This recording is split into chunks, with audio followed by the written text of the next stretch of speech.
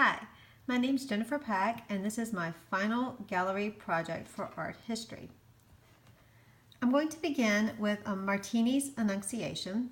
This is an example of the International Gothic style, which was a precursor to the Renaissance in Italy. It is characterized by the use of two-dimensional characters, a gilded gold background, and the long unbroken lines in the drapery folds of Mary's robe. The International Gothic style is highly decorative and intricate, yet has a sense that it's artificial. Next is Lamination by Giotto. He was the first Renaissance painter and was called the father of Western pictorial art. His work is characterized by solid figures placed rationally in space, and he uses animation to express a wide range of emotions as seen on his figures. This work led to an era called the Renaissance. Not all Renaissance art was made in Italy, however. Merlot altarpiece depicts the religious with the secular, which was common in Northern Europe during the Renaissance. This piece uses iconography to help tell the story. Some of the examples of that would be the book and the flowers and the extinguished candle and towels representing Mary's purity and her mission. Also, there are mousetraps to symbolize trapping the devil. This work also includes depictions of the donor and his wife, which was common during this time in Northern Europe.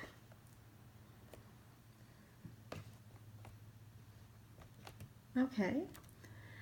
Next is Bellini's Feast of the Gods. This is an example of Venetian art in the 15th century in Italy. He painted the gods as if they were human-like, just relaxing and enjoying a pleasurable afternoon, true to Venetian themes of poetry, the beauty of nature, and human pleasures. He painted directly on the canvas without preparatory drawings, and his style was the foundation of the High Renaissance style. Next, we have Carracci's Love of the Gods. It was a ceiling painting, which is done to celebrate the wedding of the cardinal's brother. It's done in the Quadro Ripurato style, which resembles easel paintings on a wall.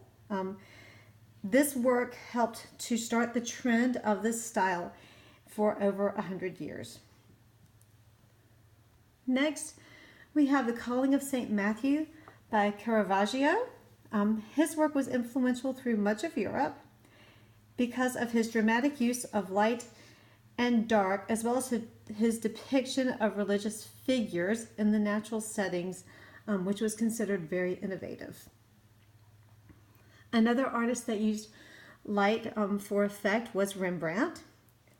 In The Return of the Prodigal Son, he also had a biblical theme and used light and shade as tools, but not in the stark, contrasting way that Caravaggio popularized, but his was more of a subtle way. Next, we have Poussin's Et in Arcadia. This is an example of the grand manner in which he created his works. It's also an example of neoclassicism. His figures are statuesque and perfectly proportioned.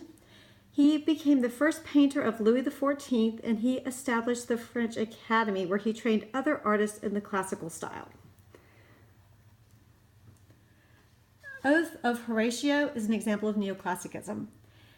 It was painted in 1784, and David employed the ideology of enlightenment, believing that art should have a moral, and noble art would inspire the viewer to be more virtuous. He also thought painting noble events would inspire patriotism in the French after the French Revolution. Let's see. Neoclassicism became the semi-official style of the French Revolution. Here we have The Slave Ship by Turner, and this is an example of Romanticism. It differs from neoclassicism because it notes a shift from reason to feeling, objectivity to emotion. Romantic works depict the sublime, as is the case in The Slave Ship, where the overwhelming power of the sea can be seen as it plays out in a battle between nature and humans. Turner's work is notable because of his use of color for emotion and the idea where the paint itself would be the subject. This led the way to the 20th century abstract expressionist art. Next, we have Impression Sunrise by Monet. This is the work that gave the Impressionist movement its name. It was painted in open air because he believed that he needed to paint outdoors to best capture the true nuances of light that could not be captured in a studio. Like we saw earlier in Bellini's Feast of the Gods, he also painted without any preliminary sketches. Impressionist art is a fusion of what the artist sees and feels, and he is able to convey this with his use of color and the application of paint. The Joy of Life by Matisse uses a traditional subject, but he depicts it in a non-traditional way. His work is similar to Bellini's Feast of the Gods because they both have a similar subject and both use color as a tool, but Matisse's work shows a radical, bold use of color to create a joyous and emotional effect. An artist who was influenced by Matisse's use of color as an expressive tool was Picasso. He, as opposed to painting with bright colors in this work, he painted it in black, white, and gray to create the somber emotion he hoped to capture. This work was described by the author of the textbook as one of the greatest works of the 20th century art in any genre. It uses Cubist techniques to express the horror of what happened to the citizens during the bombing of the city. Next is Jackson Pollock's number 1. It is an example of gestural abstraction where the creative process is as important as the finished work. This piece could have been seen as having a lack of focus, but instead it is a well-choreographed work with balance, not just drips and blobs on a canvas. This style, with no definitive subject, is distinctive from other works of art. And finally, we have Bleeding Takari 2. It's unique for many reasons. It is made mostly of recycled materials and was created in a studio in Nigeria, not Europe or America.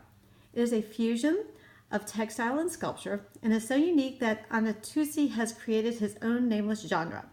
It is included at the end of my gallery because it gives us a glimpse into the endless possibilities of the future of art.